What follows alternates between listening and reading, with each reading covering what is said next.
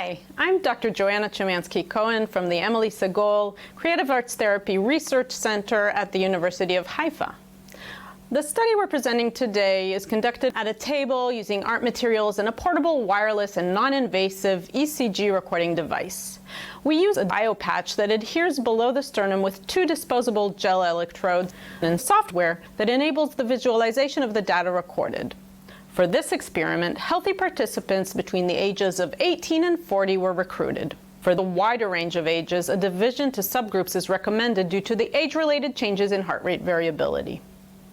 Participants with a current or a history of heart disease are excluded.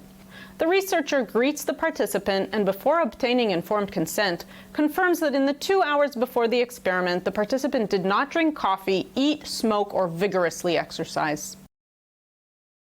Biopatch is adhered with 2 fingers below the sternum with 2 disposable electrodes. ECG is sampled at 1000 Hz 16-bit and recorded with the biopatch. Later on, heart rate variability is estimated based on continuous electrocardiogram recording at rest and while drawing. The software enables us to visually inspect the data being recorded and detect if there are any problems in signal and recording. In case of a problem, the software will transmit an audio warning.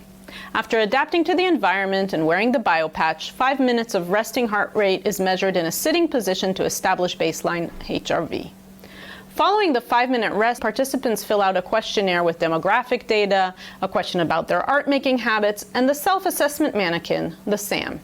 The self-assessment mannequin visual analog scale is a 9-point visual scale for measuring the valence, arousal, and dominance of emotional response.